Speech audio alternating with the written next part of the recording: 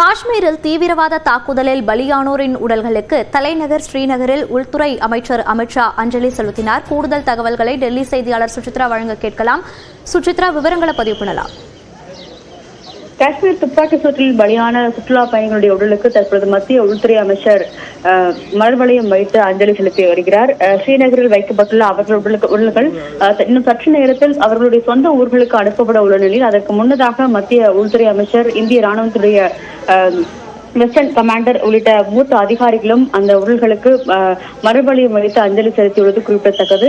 மிக முக்கியமாக நேற்று இரவு இந்த துப்பாக்கி சூடு தொடர்பாக மாநிலத்தினுடைய முதலமைச்சர் உமர் அப்துல்லா மற்றும் துணைநிலை ஆளுநர் மனோஜ் சின்ஹா ஆகியோருடன் பல்வேறு ஆலோசனைகளை மத்திய உள்துறை அமைச்சர் அமித்ஷா ஸ்ரீநகர் நடத்திய நிலையில் இன்னும் சற்று நேரத்தில் ஸ்ரீநகரில் இருந்து பஹல்காமிற்கு நேரடியாகவே சென்று அந்த சம்பவம் நடைபெற்ற இடத்தையும் அவர் நேரடியாக பார்வையிட உள்ளார். அதற்கு முன்னதாக அங்கு வைக்கப்பட்டுள்ள அந்த 21 பேரினுடைய உடல்களுக்கு தற்போது மலர் வளையம் வைத்து அஞ்சலி செலுத்தியுள்ளது குறிப்பிடத்தக்கது. அதன் பின்னர் அந்த உடல்கள் விமானங்கள் மூலமாக அந்தந்த சொந்த ஊர்களுக்கு, குறிப்பாக கர்நாடகா, குஜராத், பீகார், மத்திய பிரதேசம் ஆகிய மாநிலங்களுக்கு எடுத்து செல்லப்படும் என்ற ஒரு தகவலையும் தற்பொழுது மத்திய உள்துறை அமைச்சகமானது தெரிவித்துள்ளது.